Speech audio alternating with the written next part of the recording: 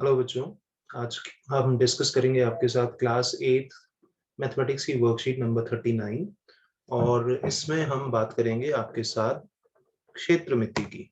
जैसा कि आप देख रहे हो, ये वर्कशीट आपको मिलेगी 25 फरवरी को और ये वर्कशीट नंबर 39 है। तो चलिए हम बात कर लेते हैं। इससे पहले हमने बात की थी आपके साथ सर्व समीकरणों की, तो इस वर्कशीट में हम देखते हैं क्या है हमारे पास।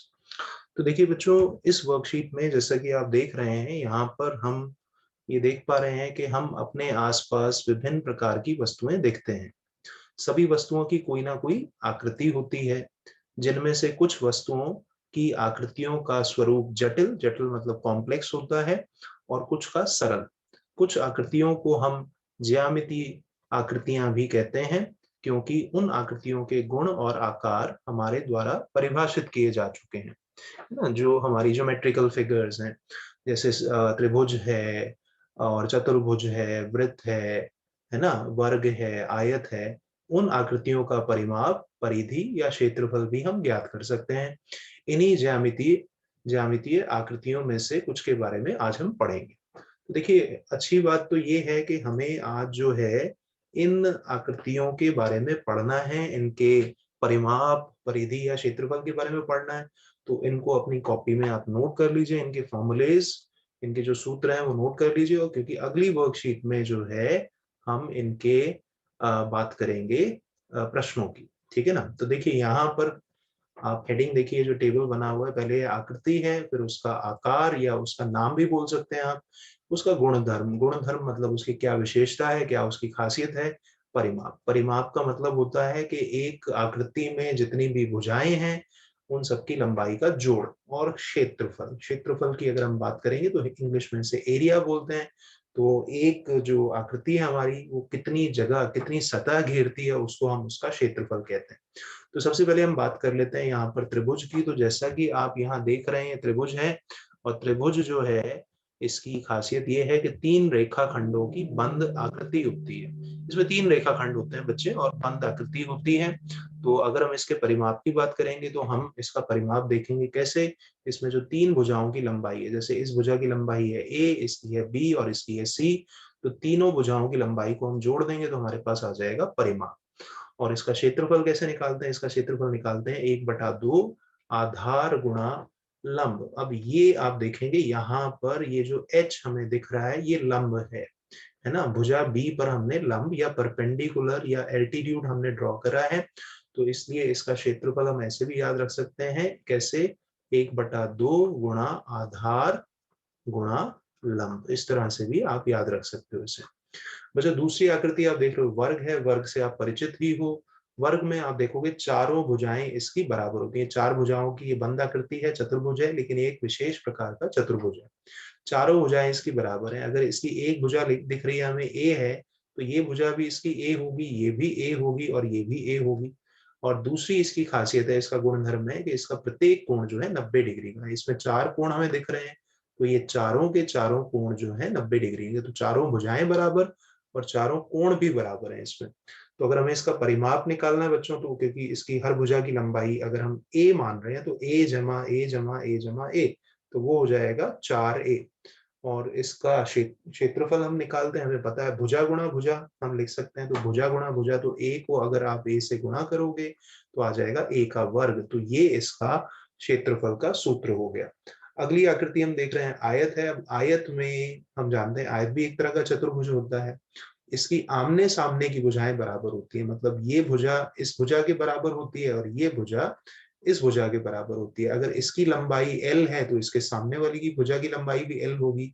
इसकी लंबाई अगर b है तो इसके सामने वाली भुजा की लंबाई भी b होगी। तो आमने सामने की भुजाएं बराबर होती हैं और प्रत्येक कोण जो होता है वो 90 डिग्री का होता है। याद रखिए, 90 डिग्री का होता है, जिसको हम समकोण भी बोलते हैं। तो इसका परिमाप होता है 2 गुणा लंबाई जमा चौड़ाई, जिसको हम आप ऐसे भी लिख सकते हो 2 गुणा l जमा b। और इसका क्षेत्रफल होता है लंबाई गुणा चौड़ाई, मतलब l इंटू बी। l मतलब लेंथ हो गया, b मतलब ब्रेड्थ हो गया। हिंदी में बोल सकते हैं क्या? लंबाई गुणा चौड़ाई। इसका क्षेत्रफल हम ज्ञात कर सकते हैं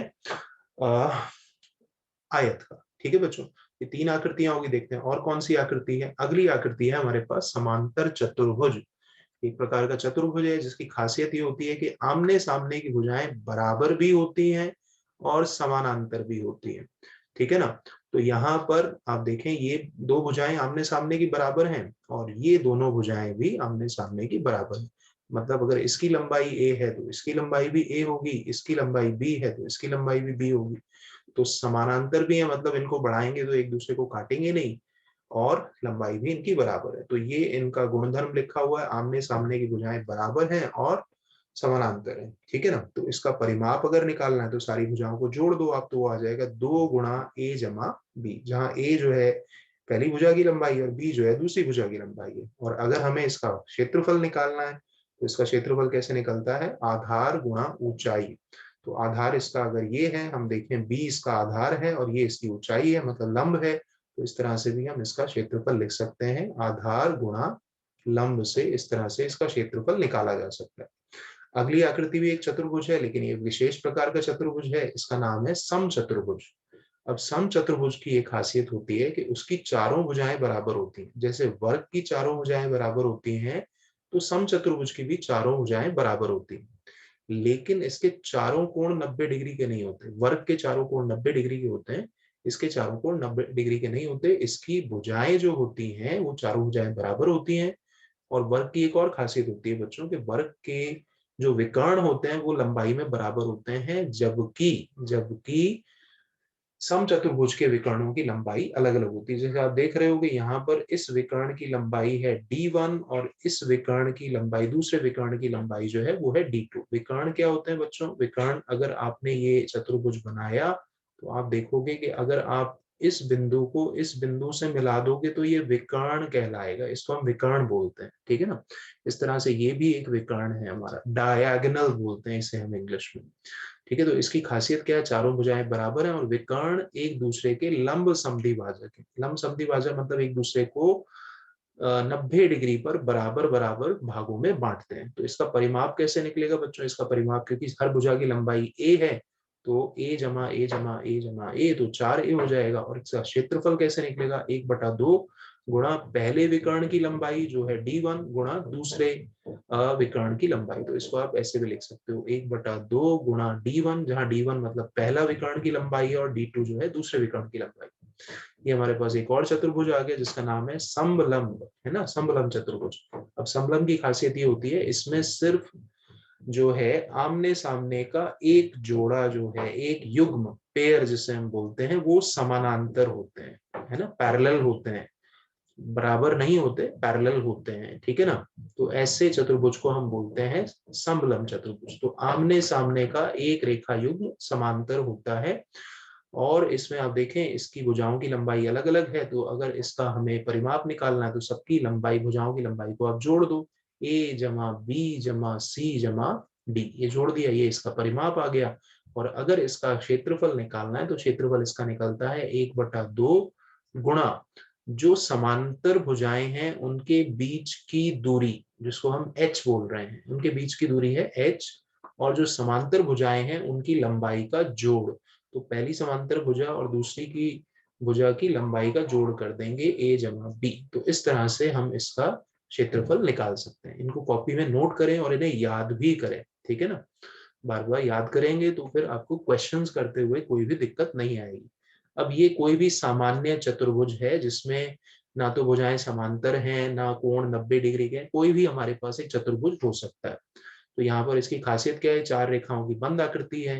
अगर हम इसका परिमाप निकालना है तो परिमाप कैसे निकालेंगे, चारों भुजाओं की लंबाई को जोड़ देंगे, a जमा b जमा c जमा d। और इसका क्षेत्रफल कैसे निकलेगा, आप देखो कि हमने जब कोई त्रिभुज बनाया, चतुर्भुज बनाया, तो चतुर्भुज में हम देखेंगे अगर हम उसका एक विकर्ण बना देंगे तो हमारे पास 2 त्रिभुज बन जाएंगे। एक त्रिभुज ये बन जाएगा हमारे पास और एक त्रिभुज हमारे पास ये बन जाएगा, है ना। तो हमें क्या करना है, दोनों त्रिभुजों के क्षेत्रफल को जोड़ देना है, दोनों त्रिभुजों के क्षेत्रफल को जोड़ देना है। तो इसका सूत्र यहाँ पर आप देख रहे होंगे, इसके क्षेत्रफल का चतुर्भुज के। तो आपने क्या करा, सबसे पहले लिखा 1/2, फिर गुणा में d1 मतलब ये विकर्ण की लंबाई है, विकर्ण की लंबाई, और गुणा यहाँ पर लिखा है h1 जमा h2। h1 का मतलब है ये पहले लंब की ऊंचाई है इस विकर्ण पर, और h2 का मतलब है दूसरे लंब की दूसरे लंब की लंबाई है इसी विकर्ण D1 पर। ठीक है बच्चों, इसी तरह से अब हमारे सामने आ गया यहाँ पर वृत्त। वृत्त आप जानते हो कि हमने कई बार पढ़ा है, सर्कल जिसे हम बोलते हैं। तो वृत्त में हमारे पास एक फिक्स बिंदु होता है, एक जो हम कहें निश्चित बिंदु है जिसको हम सेंटर बोलते हैं, केंद्र बोलते हैं, और एक निश्चित हमारे पास दूरी होती है जिसको हम वृत्त की त्रिज्या बोलते हैं। ठीक है, तो ये सारे बिंदु जो हैं इस केंद्र से बराबर दूरी पर होते हैं। अब बात आती है इसके परिमाप की। इसके परिमाप को हम परिधि भी बोलते हैं। परिमाप का मतलब क्या है कि मान लीजिए अगर आप इस बिंदु ए पर खड़े हैं और यहाँ चक्कर लगाना आप शुरू करते हैं, जैसे मान लीजिए एक पार्क है, तो घूमकर वापस अगर आप ए पर आ जाते हैं तो जो आप दूरी तय करेंगे उसको हम परिमाप बोलते हैं या परिधि बोलते हैं वृत्त की। उसका सूत्र होता है 2πr। अब ये पाई क्या है इसके बारे में आपको पता होना चाहिए कि पाई जो होता है वो होता है, आपको ये बात पता होनी चाहिए कि किसी भी वृत्त में जो पाई है इसमें हम बात करेंगे कि हमारे पास ये पाई किस तरह से हम ज्ञात करते हैं। अगर आपको पाई के बारे में पता है, जैसे आपने कई बार पाई का मान पढ़ा होगा कि पाई का मान जो होता है लगभग 22/7 होता है ना। तो पाई का मान जो होता है लगभग 22/7 के बराबर होता है। लेकिन इसका जो हम बात करते हैं पाई जो होता है वो होता है परिधि बटा बटा व्यास। कोई भी वृत्त आप ले लेंगे तो उसमें परिधि और व्यास को जब आप भाग करेंगे तो जो आपके पास नंबर आएगा उसी को हम पाई बोलते हैं। और इसका क्षेत्रफल कितना होता है? इसका क्षेत्रफल होता है वृत्त का, किसी भी वृत्त का क्षेत्रफल होता है πr²। r जो है ध्यान रखिए वृत्त की त्रिज्या है। ठीक है, तो बच्चों इन सभी फॉर्मूलाज को आप अपनी कॉपी में नोट कर लें और इन्हें लर्न करें। ठीक है ना। तो आज की वर्कशीट में कोई क्वेश्चन नहीं है, तो मिलते हैं आपसे नेक्स्ट वर्कशीट में। तब तक के लिए थैंक यू एंड बाय।